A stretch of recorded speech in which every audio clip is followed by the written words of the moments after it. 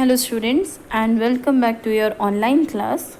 Today we are going to begin with a new chapter, that is chapter number 15 of your book, which is a poetry named To Autumn, and it's composed by the poet John Eats. Now let's come to the descriptive paragraph of the poet.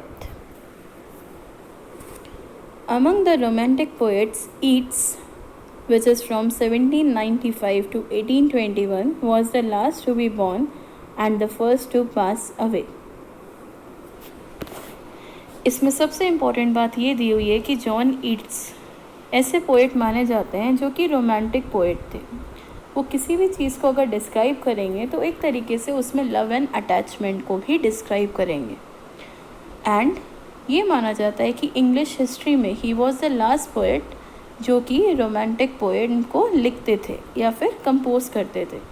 And he was the first one to pass away, and उनकी death काफ़ी ज़्यादा जल्दी हो गई at the early age. His great works are Endymion, Hyperion and the fall of Hyperion. But his fame and largely immortality rest on his 5 great odds.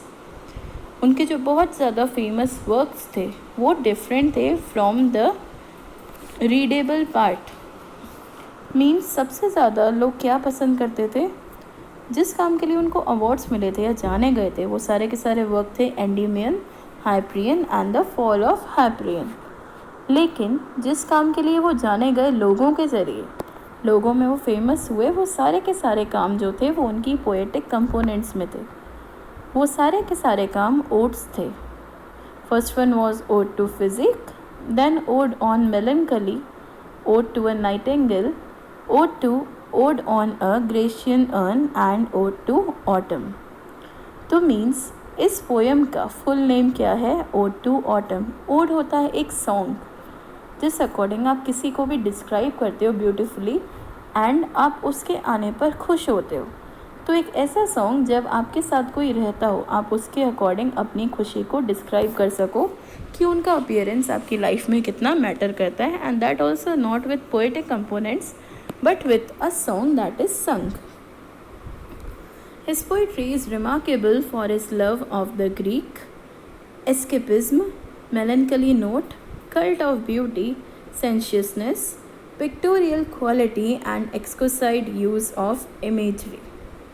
उनकी जो भी poetries famous हुई हैं बेसिकली ग्रीक लैंग्वेज में, उसमें कहीं ना कहीं होता है किसी चीज़ का एस्केप होना और अचानक से अपीयर होना. कहीं ना कहीं एक मेलनकली नोट कि आप किसी चीज़ की पहले खुशी जता रहे हो फिर दुख जता रहे हो उससे अलग होने पर. और एक कल्ट ऑफ ब्यूटी, किस तरीके से ब्यूटी को पूरी तरह से आर्टिस्टिक फॉर्म में डिस्क्राइब किया गया है. पोइट्री में कितनी ज़्यादा सेंशियसनेस है, मीन्स एक पॉजिटिव लव अटैचमेंट शो किया गया है. पिक्टोरियल इमेजिनेशन आपकी आंखों के सामने आ जाएगा. इस तरीके की एक पिक्टोरियल क्वालिटी या पिक्चराइजेशन बेस्ड क्वालिटी उनकी पोएम में रहती है कि आप अपने सामने कोई नज़ारा महसूस कर सको. एंड इसी अकॉर्डिंग उनकी सारी पोएट्रीज़ में कुछ अच्छी इमेजेस भी होती हैं जिससे आपको एक्साइटमेंट फील हो जब आप उनकी पोएट्रीज़ को पढ़ें. So now with this let's come to the blue box.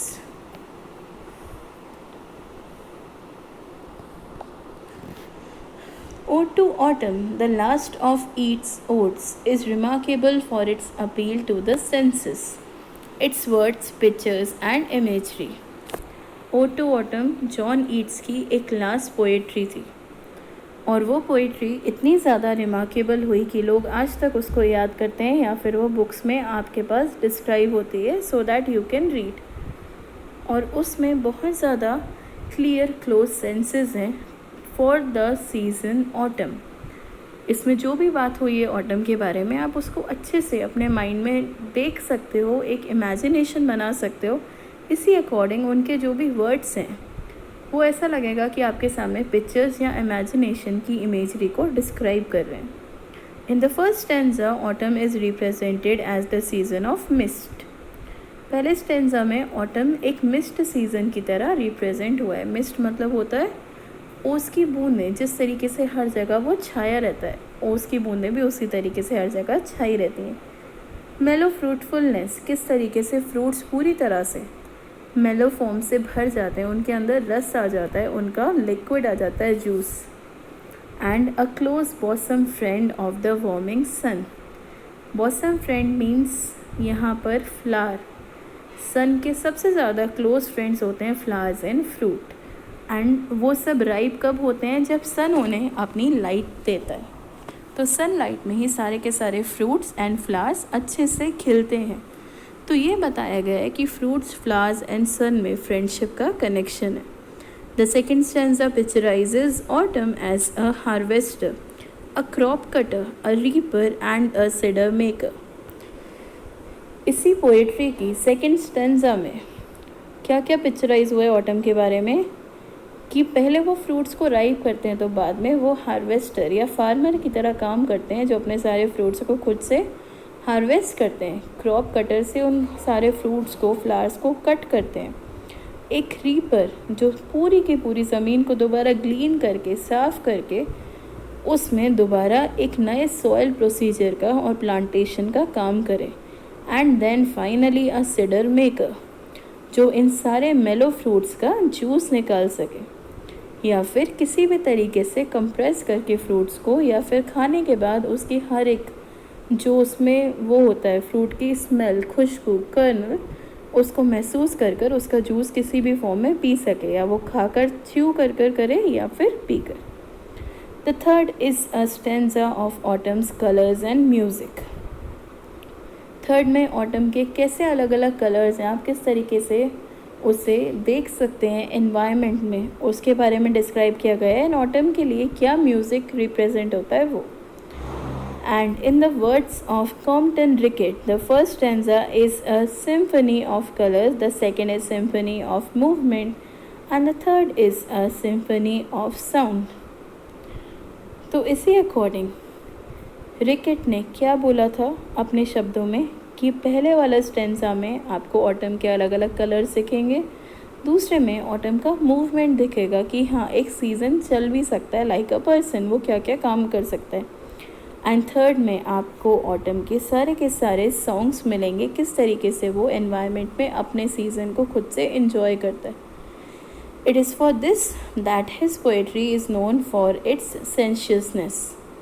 And इन्हीं सारे कारणों से इस पोएट्री में उनके बहुत ज़्यादा ऐसे क्रूशल सेंशियसनेस मिलेगी, आपको एक attachment to the autumn season मिलेगा, जिसको आप बहुत क्लोजली देख पाएंगे just after hearing the poetry. So now let's come to the poetry.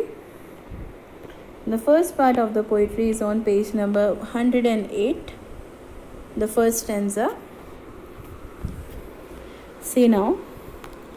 Season of mist and mellow fruitfulness, close bosom friend of the maturing sun, conspiring with him how to load and bless, with fruit the vines that round the thatch even runs.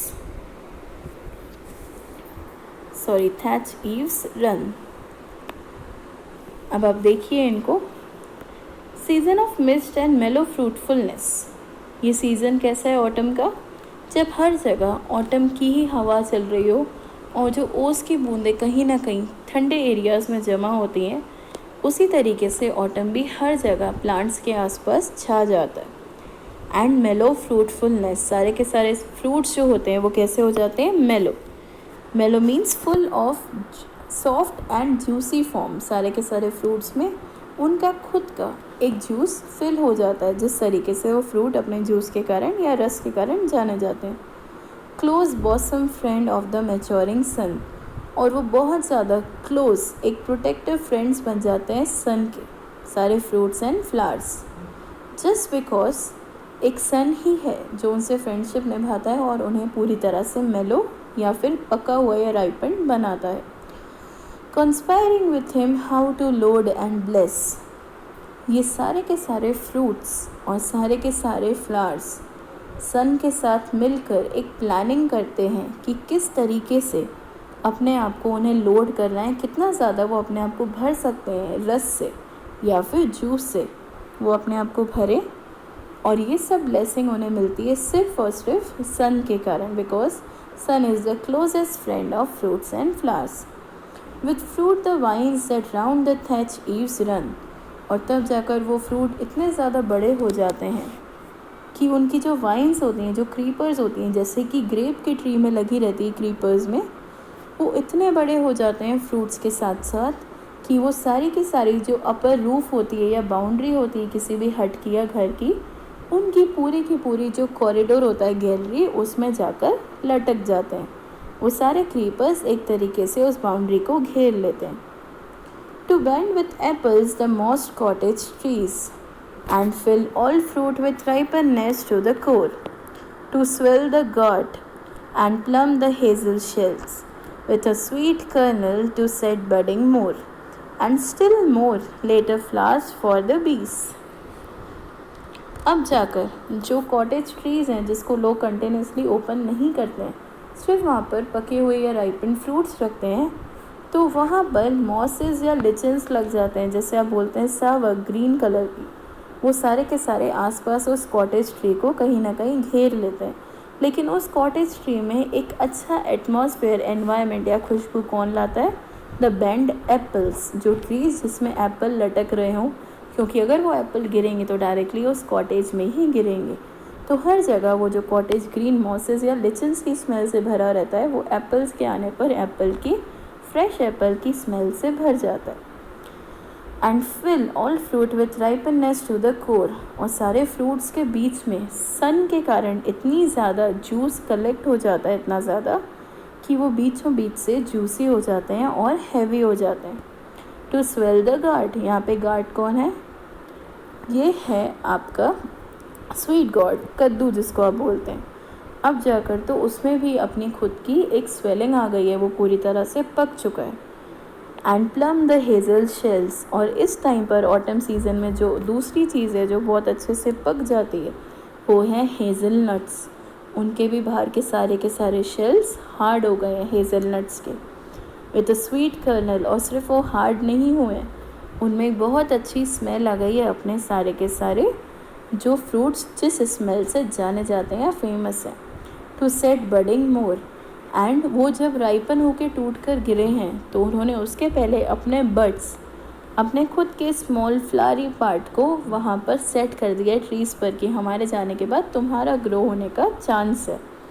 And still more later flowers for the bees, and उसके बाद जो भी flowers धीरे धीरे धरती पर गिरेंगे autumn के कारण, वो भी वेस्ट नहीं जाएंगे, क्योंकि उनको कंज्यूम करने के लिए, उनका नेक्टर या पूरा का पूरा फ्लावर्स का रस लेने के लिए वहाँ पर कौन आएगा? The bees. इसीलिए ऑटम ने सबके लिए केयर कर कर रखी है, चाहे फ्लावर्स हों, फ्रूट्स हों या बीज हों।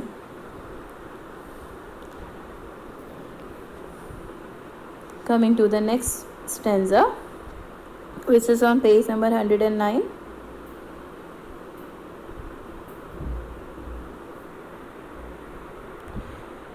Until they think warm days will never cease, for summer has overbrimmed their clammy cells. जब तक कि बीज सोच नहीं लेती तब तक क्या होगा उन्हें नहीं पता चलेगा कि वार्म डेज जो हैं वो ख़त्म हो गए हैं। For summer has overbrimmed their clammy cells, क्योंकि समर के कारण जो पुराने सेल्स हैं जो पूरी तरह से ड्राई हो गए हैं, मीन्स जो भी पुराने फ्रूट्स हैं, फ्लावर्स हैं जो एक तरीके से पूरे पक चुके हैं, तो कुछ ड्राई फ्रूट्स होते हैं, कुछ कोल्ड होते हैं, वो सब गिर चुके हैं एंड उनकी जगह पर न्यू क्रॉप्स आ गए हैं। तो समर का काम कभी भी ख़त्म नहीं हुआ है। उसका मेन ओवरब्रिम्ड काम क्या है? टॉप मोस्ट काम है उन सारे फ्रूट्स को दोबारा राइपन अप करना। तो इसीलिए समर का काम ख़त्म नहीं हुआ है, वो तो सिर्फ कुछ दिनों के रेस्ट पर गया है जब तक कि ऑटम सीज़न आया है। क्योंकि अभी बर्ड्स बहुत छोटी हैं तो उन्हें ज़्यादा सन लाइट की ज़रूरत नहीं पड़ेगी। इसीलिए जो भी सारे ड्राई फ्रूट्स हैं और जो कोल्ड डेली कंजम्पशन फ्रूट्स हैं, उन्हें अलग करने के लिए ट्रीज से, कि नए बर्ड्स को, नए फ्रूट्स को स्पेस मिल सके, ऑटम सीज़न आया है। और कुछ ना कुछ वो बीज के लिए भी लाया है कि कुछ फ्लावर्स जो धरती पर गिर जाएंगे, बीज ईजिली उनका नेक्टर निकाल सकें। तो वो वार्म डेज अभी कुछ टाइम के लिए सिर्फ स्टॉप हुए हैं पर ख़त्म नहीं हुए। समर दोबारा आएगा। Coming towards the next stanza. Who hath not seen thee oft amid thy store? Sometimes whoever seek abroad may find thee sitting careless on a granary floor, thy hair soft lifted by the winnowing wind. अब यहाँ पर बात हो रही है grass की।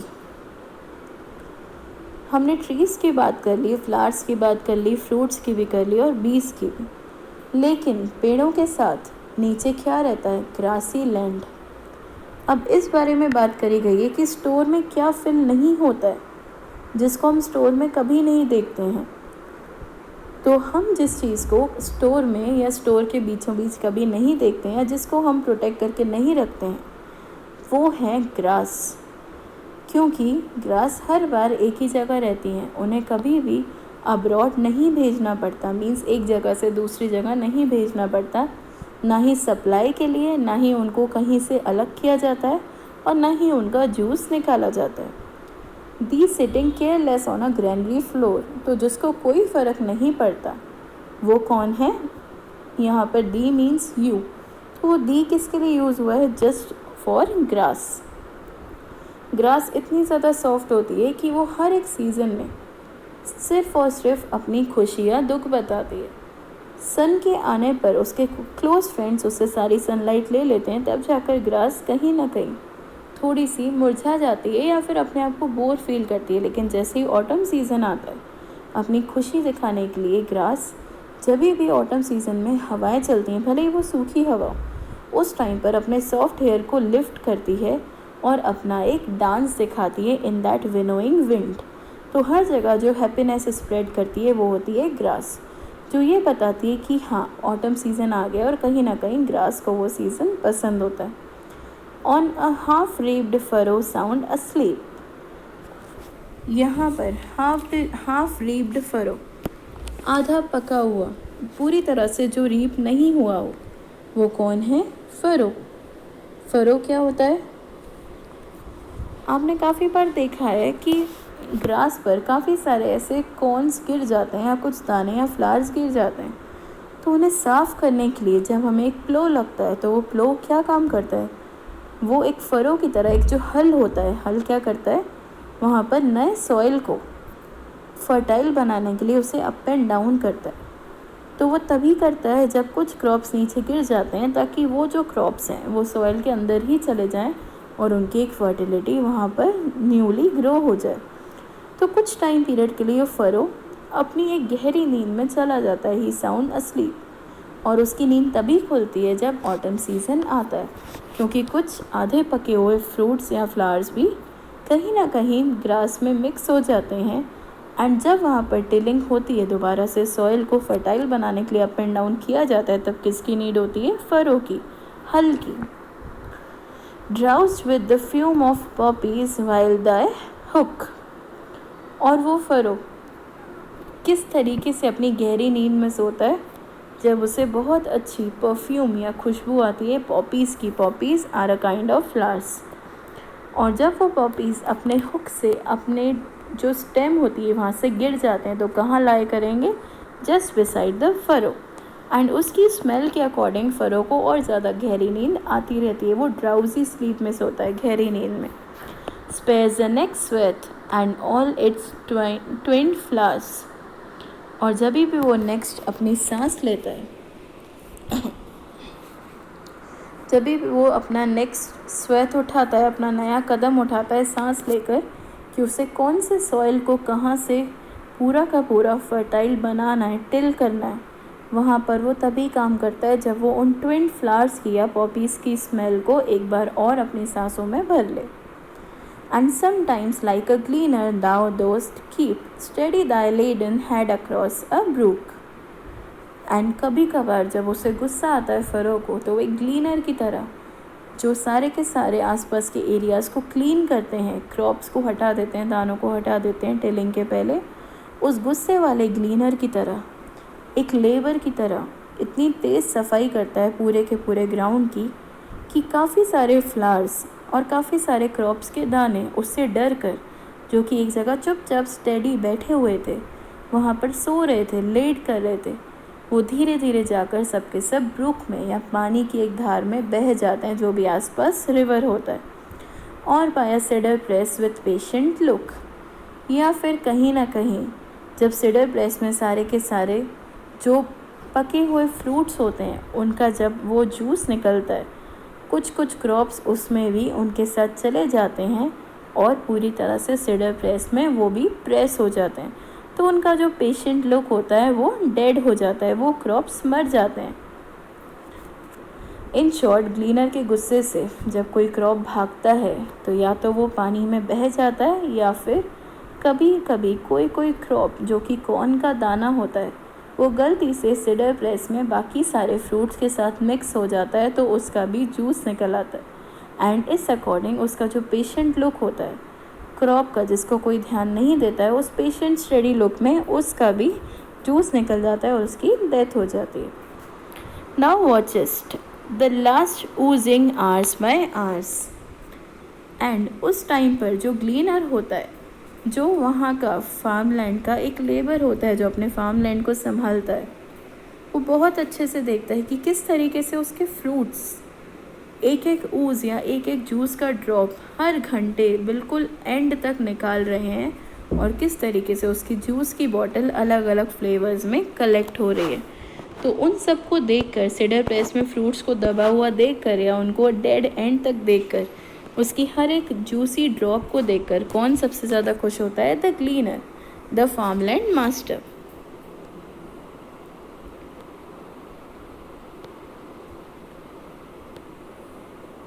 Coming to the third stanza, where are the song of spring? I, where are they? अब जाकर फार्मर क्या सोचता है, ऑटम का काम हो गया, सारा का सारा जूस निकल गया, तो अब स्प्रिंग सीज़न कहाँ है? अब उसको नए बर्ड्स को ग्रो करना है। तो वो नए बर्ड्स को ग्रो करने के लिए जिस सीज़न की ज़रूरत है, अब फार्मर उसे याद करता है। So that's why he is recalling spring season, कि अब उसको जल्दी आ जाना चाहिए। Think not of them thou hast thy music too. फिर वो कहीं ना कहीं वो यही सोचता है कि अभी हमको स्प्रिंग सीज़न के बारे में नहीं सोचना है, वो जल्दी से ही हमारे पास आ जाएगा जब हम उसका म्यूज़िक गाएंगे और उसे याद कर कर बुलाएंगे।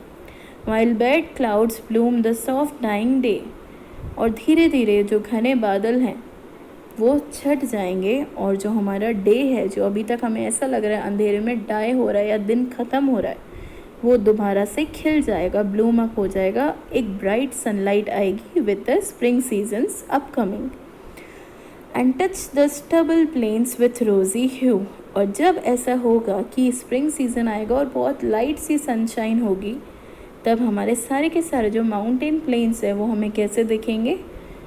एक लाइट रोज़ी कलर, पिंकिश कलर का पूरा स्काई दिखेगा और सारे प्लेन्स दिखेंगे, एक रोज़ी शाइन, लाइट पिंकिश रोज़ की तरह शाइन वाले। Then in a wailful choir the small gnats मोन, लेकिन तब जाकर कोई ऐसे भी होंगे स्मॉल से सारे के सारे नेट्स, कुछ इंसेक्ट्स जो कि अपने लिए एक वेलफुल या दुख परक सॉन्ग गाएंगे, एक क्वायर गाएंगे इन अ ग्रुप, मॉर्निंग करेंगे, दुख जताएंगे कि ऑटम सीजन अब जा रहा है। Among the river sallows borne aloft, और अब जाके उन्हें रिवर में जो बहते हुए क्रॉप्स हैं, जिससे रिवर पूरा का पूरा बीच में भर जाता है, तो वो अब उन्हें खाली लगेगा, हर जगह उन्हें बहुत कुछ खाली लगेगा, और इसीलिए उनका कोयर और ज़्यादा अलोफ्ट फॉर्म में गूंजेगा, उनकी वॉइस दूर दूर तक अच्छे से सुनाई पड़ेगी, जो कि उनके रोने की या फिर मोर्नफुल वॉइस होगी।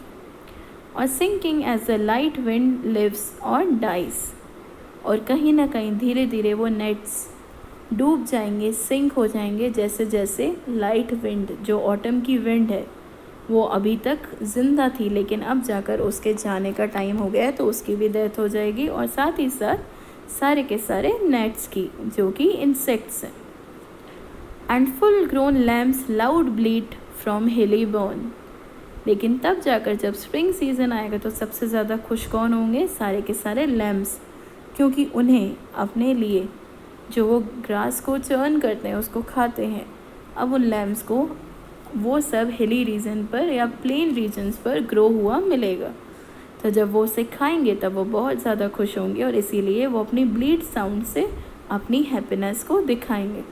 तो एक जगह जब ऑटम सीज़न जा रहा है तब कोई उसके लिए एक दुख भरा सॉन्ग गा रहा है, और तभी स्प्रिंग सीज़न के आने पर जो दूसरे एनिमल्स खुश हो रहे हैं उनके साउंड के बारे में बोला है कि वो एक ब्लीड साउंड प्रोड्यूस करेंगे जस्ट बिकॉज उन्हें घास चरने को मिलेगी on the plain side, mountainous side. Hedge cricket sing and now with treble soft. और कोई और भी है जो खुश होगा स्प्रिंग सीजन के आने पर, वो हैं क्रिकेट्स, अगेन अनदर इंसेक्ट्स, जो कि सिंग करेंगे और उनकी साउंड में क्या होगा, एक ट्रेबलनेस, एक वाइब्रेशन, और साउंड कैसा होगा उनका, soft sound. The red breast whistles from a garden croft. और अब जाकर एक रेड ब्रेस्ट, एक स्मॉल सी लिविंग बर्ड, वो भी बहुत ज़्यादा खुश होगी, और इतनी ज़्यादा खुश होगी कि वो विसल्स बजाएगी, सीटियाँ बजाएगी, क्योंकि उसको गार्डन में नए क्रॉप्स खाने को मिलेंगे, क्योंकि गार्डन दोबारा से हरा भरा हो जाएगा। And gathering swallows twitter in the skies. And इसी अकॉर्डिंग जो स्वेलो बर्ड्स हैं जो अब्रॉड से वहाँ आती हैं अपने लिए एक ट्रैवल पोर्शन वो कवर करती हैं, तो वो भी बहुत ज़्यादा खुश होंगी क्योंकि उन्हें खुला आसमान मिलेगा। तो इसी अकॉर्डिंग वो अपनी बातें करते हुए, चिर्प करते हुए, ट्विटर साउंड निकालते हुए स्काई में दूर से ट्रैवल करके यहाँ कोल्ड रीजन में आएंगी, जहाँ से ऑटम स्प्रिंग सीजन में कन्वर्ट होने वाला होगा। So with this, we have ended our poetry class. Please go through the poetry. Some of the important concepts I have already marked in it. Rest is the glossary portion which you have to cover.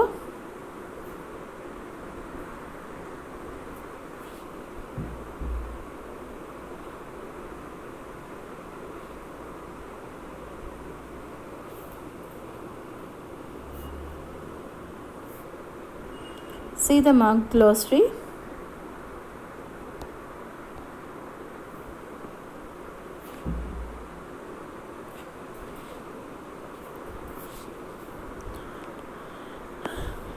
With this we have covered our chapter 15. So thank you class and have a nice day.